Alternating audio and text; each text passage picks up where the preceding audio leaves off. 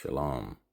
So I'll be looking at this book right here called Chosen People from the Caucasus by Mr. Michael Bradley, foreword by Dr. John Henry Clark, Jewish origins, delusions, deceptions, and historical role in the slave trade and genocide and cultural colonization. Now don't be fooled by the title of this book. There are some gems in this book, and this is written by a Caucasian man. He's going against the grain. But we have to realize, too, that they tell you the truth in these books, and they subliminally tell you in the movies and metaphorically through cinema, cartoons, etc. Right? Esau, or the Edomite, historically and biblically, is the Caucasian. So now we're at Genesis chapter 25, verse 25, and it states, "And the first came out red and all over," keyword all over, that's why they highlighted it in red, "like a hairy garment, and they called his name Esau." So now we're in the Strong's Concordance H8181, saith, and it states, number one, hair, hair of animals and man, keyword hair of animals and man. So Jacob, his hair is similar or a likeness to the lamb, the wool, right? And Esau, his is similar to the goat, like Alexander the Great, he was described as a he-goat. So now we're on page 143, and it states, "The hairy ones were sometimes called the abominable ones." The word for abominate in Hebrew contains the same root letters as the word Cedarum, like Mount Seir, right? As we can see right here, we have, when you take away the I and M, you get Seir, Cedarum. It means hairy. It is remarkable that the Israelites of 3,000 years ago, which were Negroid peoples, had chosen the same word to describe Neanderthal characteristics as English newspapers and Eurasia Sherpis abominable. It's Western humanity's shame and its partial Neanderthal origins really so deep-rooted. So now we're back in the Blue Letter Bible Dictionary, and it states Strong's number H8163, saith, English equivalent, kid, goat, devil, saith, keyword hairy and rough. Now at the bottom in Greek, it has G1228, diablos, devil, false accuser, slander. Now, a lot of our people are waking the Great Awakening up to who they are biblically and historically, but the ones that deny it and say that we're not, they're the ones that are considered diablos or false accusers. Okay, they're trying to slander your name for knowing your history or coming upon it, right? So now we're on page 76, and it states, "And as we shall see, some of these apparently trivial details about captors, and which in no way contradict our picture of Neanderthals, but only add to it, and become extremely suggestive when we come to discuss Esau of the Bible.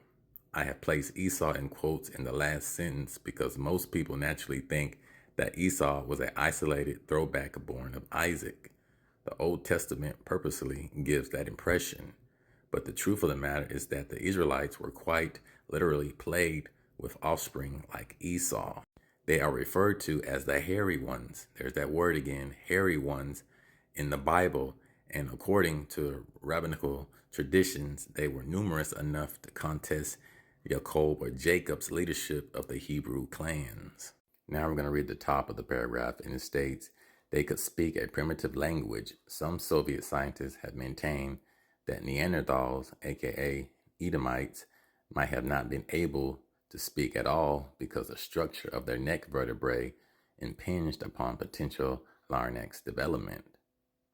But the captor traditions insist that they can speak, but perhaps only in guttural sounding grunts and a few single syllable sounds."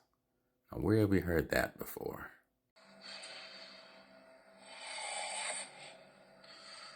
Now we're at Job chapter 30. We're going to start at verse 5.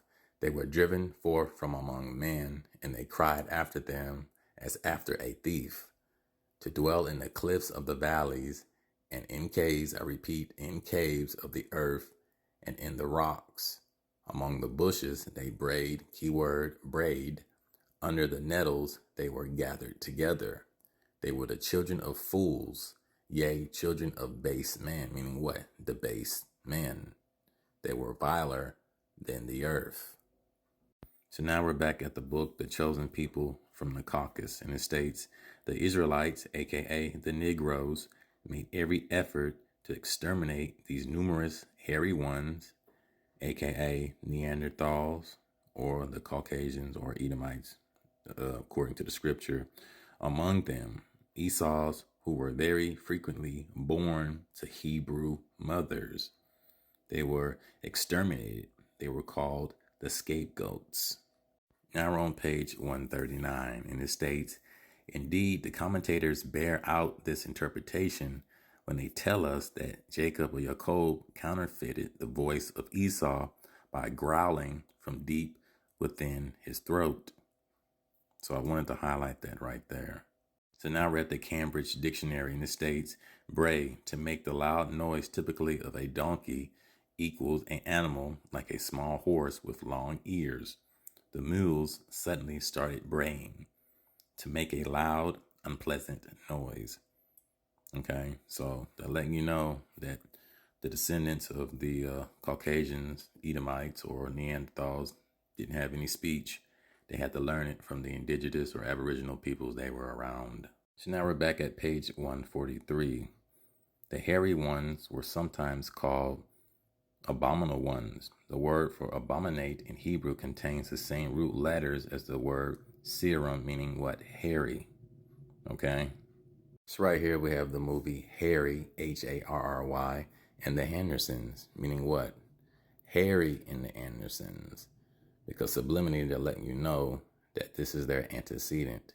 This is their forefather, the Neanderthal, the Caucasoid, or aka the Edomite of the scriptures. Okay? But truth be told, they tell you in the films. So right here we have the abominable snowman. Okay? The Yeti is an ape-like creature purported to inhabit the Himalayan mountain range in Asia. In the Western popular culture, the creature is commonly referred to as the abominable. There's that word again, snowman. So right here we have the action figure or a movie, Teen Wolf. And wolf also means devil, right? As we can see, the Caucasian or Neanderthal Edomite has hairy hands, as the scripture stated, hairy all over, or what the scripture also referred to as hirsute. So now we're in the old 1800s Bible dictionary, Zondervan, Fawcett's, and it states Edom or Idumea, seer. So now we're in the Bible Encyclopedia and Dictionary, Zondervan's Fawcett. And this is a 1800, or it was printed in the mid to late 1800s, I do believe. And it states Mount Seir, the mountainous territory having a reddish hue. Seir means rugged, applicable alike to seer. There's that word again, the hirsute like Esau, okay, to their rugged, forest-covered territory. So now we're at the term goat, and it states, number 1, wild goat. Number 2, the goat deer, or else gazelle. Number 3, the Atud or he-goat, the leader of the flock, hence the chief ones of the earth, and leaders in mighty wickedness. The Caucasians first, I guess if you want to call it colonization or imperialism, came through Alexander the Great, okay? That's when they conquered and started all these tribunes, and you can find this in the book of Maccabees, which they took out of the King James version of the Bibles, right? The ram represents the headstrong wantonness and offensive lust. He-goats, what they were, headstrong or heading the flock. They were foremost in sin, so they shall be the foremost in punishment. As we can see right here, Sair, rough, hairy goat. Sair is used of devils. The he-goat represented the Greco-Macedonian, okay, the Carnus, the first king of the Macedon, okay. Let this clip sink in for a minute. Here's another example. You can't make this stuff up. The wild man.